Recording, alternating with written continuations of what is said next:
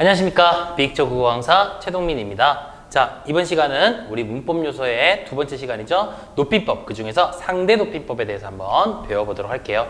높임법이라고 하는 것은 기본적으로 문장을 다양한 문법적인 형태를 변화시켜가지고 또는 뭐 첨가를 시키거나 또는 뭐 이렇게 변화를 시켜서 우리가 이제 상대편을 높여주는 또는 뭐 청자나 문장의 주체나 그 다음에 객체를 높여주는 그러한 표현이라고 볼 수 있는데요. 오늘 이 시간에는 첫 번째로 상대 높임법에 대해서 한번 배워보도록 할게요. 상대 높임법은 누구를 높여주는 거냐? 그렇죠. 일단은 중요한 것이 누구를 높여주는 높임법이냐가 굉장히 중요하거든요. 상대 높임법은 말하는 이가 하자겠죠. 듣는 이, 그러니까 청자. 옳지, 맞아요. 청자에 대하여 높이거나 낮추어서 말하는 방법을 우리는 상대 높임법이라고 이야기를 합니다. 간단하죠? 그죠? 상대 높임법에는 과연 어떤 종류가 있을까? 우리 한번 보도록 할게요. 청자를 높여주는 방식이요. 첫 번째는 이런 게 있습니다.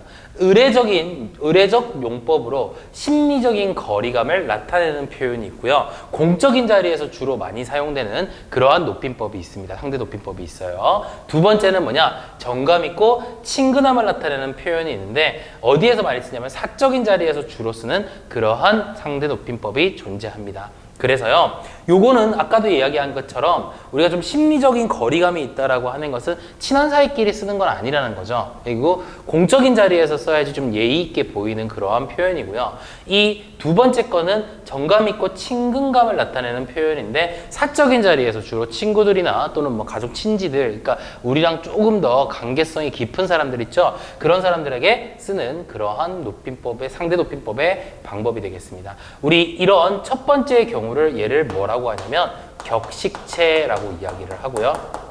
그렇죠. 격식을 갖춘 표현이다 라고 생각을 하시면 될 것 같고요. 두 번째의 경우를 뭐라고 하느냐? 비격식체라고 이야기를 합니다. 그렇죠. 조금 격식이 떨어지긴 하지만 아무래도 정감 있고 친근감 있는 그러한 표현이다 라고 하는 걸 볼 수가 있겠죠. 자, 그러면 상대 높임법은 어떤 방법으로 우리가 실현을 시키는지 그것을 선생님이랑 좀 구체적으로 한번 보도록 할게요. 자, 상대 높임법의 종류, 격식체와 아까 비격식체가 있다 그랬죠? 자, 세부적으로 한번 구분해 보도록 하겠습니다. 자, 선생님이 간단한 표를 가지고 한번 설명을 해볼 텐데요. 여러분들 이 표는 조금 외워두시는 게 좋아요. 알겠지? 그래서 여러분들이 충분히 활용을 하실 수가 있어야 되는데요.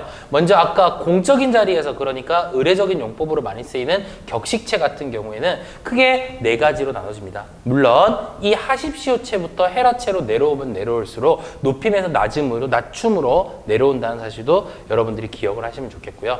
하십시오체 같은 경우에는 가장 어때요? 격식 있고 가장 높은 표현이 되겠죠. 높임 표현 중에서 가장 높은 표현이 되겠고, 하오체, 하계체, 헤라체 이렇게 총 네 가지가 있다라고 하는 걸 볼 수 있습니다. 자, 이 표현은 뭐가 되냐면 평서형, 의문형, 명령, 영청형, 감탄형들에선 각각 어떻게 사용되는지 그 예들을 선생님이 한번 쭉 이렇게 정리를 해 놓은 거니까 여러분들도 이 내용을 보시면서 이해를 하시면 조금 더 편하게 이해를 하실 수가 있을 거라고 생각을 하고요.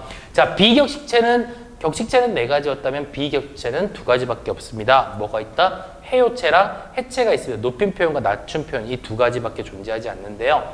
자, 비격식체는 아까도 얘기한 것처럼 좀 정감 있게, 그러니까 다시 말하면 좀 가까운 사이끼리 쓰는 그러한 이제 상대 높임법인데, 해요체는 역시 마찬가지로 평서형부터 감탄형까지 이와 같이 쓰임이 있고요. 해체 같은 경우도 역시 이와 같이 쓰임이 있다는 것 여러분들이 머릿속으로 좀 기억을 해두셨으면 좋겠습니다. 뭐 선생님이 딱히 뭐 이 예에 대해서 각각 설명을 해줄 것들은 따로 없고요. 여러분들이 알아두셔야 될 거는 뭐냐? 하십시오체, 하오체, 하계체, 헤라체 요 순서대로 높임에서 낮춤으로 내려오고 이것은 격식체에 해당이 된다라고 하는 거고요.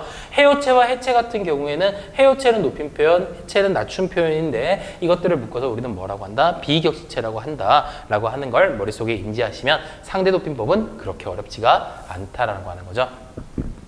선생님이 한 가지만 더 여러분들에게 아주 중요하게 물어보고 싶은 거, 상대 높임법은 누구를 높여주는 거라 그랬죠? 맞아요. 이야기를 듣는 청자를 높여주는 것이다 라고 선생님이 다시 한번 강조를 해주고요. 다음 시간에 주체 높임을 배워볼 텐데, 주체 높임은 상대 높임보다는 조금 복잡할 수 있으니까 여러분들이 마음 굳세게 먹고 잘 이제 들어보겠다는 생각으로 다음 강좌로 넘어오시길 바라겠습니다.